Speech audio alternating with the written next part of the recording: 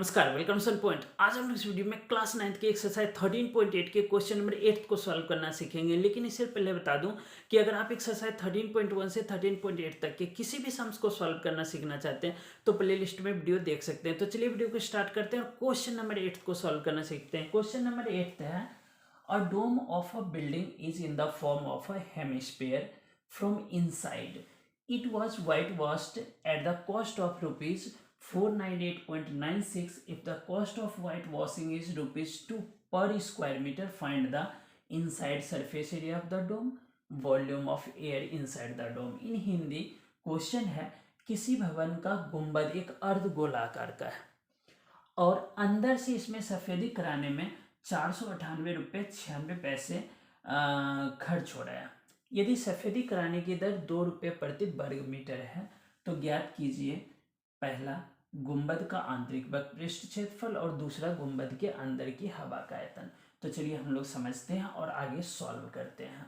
तो मैं यहाँ सॉल्यूशन लिखता हूँ और स्टेप बाय स्टेप समझिएगा कि गुंबद एक अर्धगोलाकार है, पहली बात तो ये है, और अंदर से इसमें सफेदी कराने का खर्चा इतना है।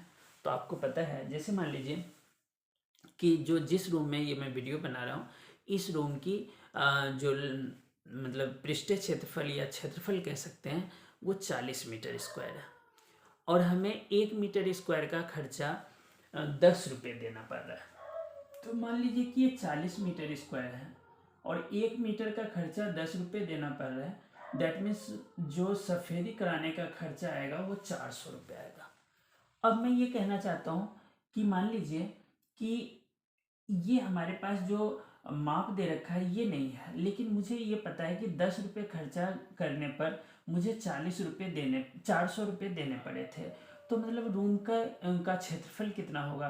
तो देखिए 400 को अगर 10 से डिवाइड दे देंगे तो वही 40 आ जाएगा जो पहले हमने लिया था इस रूम के मतलब कि क्षेत्रफल। तो आपको पता चल गया कि जितना पैसा खर्चा होता है और जितने रुपए पर मीटर के स्क्वायर से खर्चा होता है तो उससे अगर हम डिवाइड दे देंगे तो क्या आ जाएगा, उसका क्षेत्रफल आ जाएगा। तो देखिए अंदर से इसमें सफेदी कराने का खर्च इतना है, तो हम लोग यहाँ पर लिख लेते हैं खर्च है 498.96 रुपीज और सफेदी कराने की दर है इक्वल टू 2 रुपये प्रति वर्ग मीटर, 2 रुपीज टू वर्ग मीटर। तो अब हम लोगों से पहला क्वेश्चन कह रहा है कि गुंबद का आंतरिक वक्र पृष्ठीय क्षेत्रफल। तो हम लोग यहाँ पर लिख लेते हैं गुंबद का आंतरिक वक्र पृष्ठीय क्षेत्रफल, गुंबद का आंतरिक वक्र पृष्ठीय क्षेत्रफल।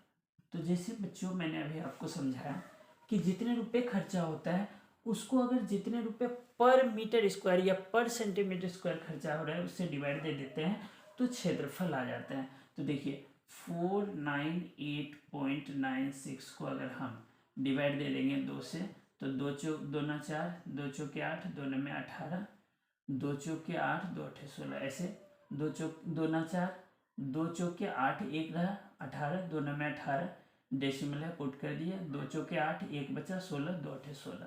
तो ये आ गया आपका 249.48 मीटर है, तो मीटर स्क्वायर, क्योंकि क्षेत्रफल हमेशा वर्ग मीटर में आता है या मीटर स्क्वायर हम लोग उसको कहते हैं। तो आपको पता चल गया कि गुंबद का आंतरिक वक्र पृष्ठीय क्षेत्रफल ये आ गया। अब इसी से हम लोग जो आगे का क्वेश्चन है गुंबद के आंतरिक की हवा का आयतन, तो इसी क्वेश्चन से हम लोग इसके जो बचे हुए रेडियस है उसको हम लोग फाइंड आउट करेंगे। तो आपको पता है कि आंतरिक वक्र पृष्ठीय क्षेत्रफल का फॉर्मूला होता है 2 पाई स्क्वायर, किसका, जो गुंबद अर्धगोलाकार है, क्योंकि अर्धगोलाकार आयतन वो पृष्ठीय क्षेत्रफल होता है 2 pi square, equal to value हमारे पास है 249.48। अब देखिए यहाँ पर 2 इंटू में पाई की जगह 22/7 रख लेते हैं, रेडियस नहीं है तो r स्क्वायर इक्वल टू 249.48। यहाँ तक क्लियर है। चलिए अब हम लोग यहाँ पर सॉल्व कर लेते हैं ताकि यहाँ नीचे आपको दिखाई नहीं देगा। तो चलिए हम लोग आगे सॉल्व करते हैं। आर स्क्वायर इक्वल टू क्या आएगा, तो देखिए ये 7 जो है इधर जाके मल्टीप्लाई में आ जाएगा, तो 249.48 मल्टीप्लाई 7, ये 7 और 2 इंटू 22 डिवाइड में आ जाएगा, 2 इंटू 22। अब देखिए ये डेसिमल को हटा लीजिए अगर, तो यहाँ पर 100 आ जाएगा, बिकॉज 2 अंक पहले समलव है तो 2 जीरो रखेंगे। अब हम लोग इसको कैंसिल करते हैं, 2 से देखते हैं, 2 एकम 2, 2 दूना 4, 2 चौके 8, 2 सत्ते 14 और 2 चौका 8। देखिए एक बार और, 2 एकम 2, 2 दूना 4, 2 चौके 8, एक बचा, 2 सत्ते 14, 2 दूना 4, ये कैंसिल हो गया। अब शायद ये 11 से कट जाए, ट्राई कर लेते हैं। 11 2 जा, 11 से 11 1 जा, एक बचा, 14 हुआ, 11 कम 11, 3 बचा, 37, 11 33, 4 11 चौक 44, ये कट गया। 2 से 2 पचे 10, 2 छः 12, 2 पचे 10, 2 छः 12, 2 सत्ते 14। अब नहीं कटेगा तो हम लोग लिख लेंगे R square equal to 567 multiply ये वाला बचा हुआ 7 अपॉन में 100।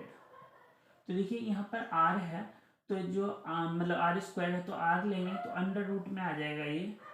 567 को मल्टीप्लाई डायरेक्ट कर लेते हैं, तो 7 सत्ते 49 के 9 हासिल 4, 7 छः 42, 4 46 के 6 हासिल 4, 7 पचे 35 और 4 39, ये अपॉन में 100। तो देखिए 100 का स्क्वायर तो आपको पता है कि 10 होता है, तो ये हम 10 लिख लेंगे। इसका स्क्वायर रूट निकालना पड़ेगा, किसका, 3969 का। तो यहाँ पर मैं लिख लेता हूँ 3969 और इसको हम लोग स्क्वायर रूट निकाल रहे हैं। अगर आपको स्क्वायर रूट सीखना हो तो मैंने इसके ऊपर भी स्पेशल वीडियो बनाया हुआ है, कई वीडियोज हैं अपने चैनल पर, तो आप उसे देख करके समझ सकते हैं। ऐसे यहाँ पर दे रहा हूँ मैं 6 6 36, कैरी हो गया 3 6 9 आ गया, 6 6 12 लिख लेंगे। यहाँ 6 से दिया 6 लिखते हैं, अब 3 से चला जाएगा तो 63 आ गया।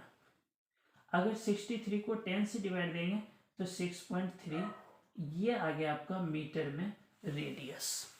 आई होप कि फर्स्ट के लिए, फर्स्ट जहाँ तक समझाया सब क्लियर हुआ होगा।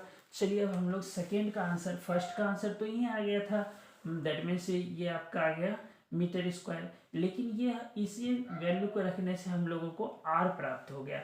अब जो अगला क्वेश्चन है बहुत आसान हो जाएगा, जो नेक्स्ट है सेकेंड में इसी का, कि गुंबद के अंदर की हवा का आयतन।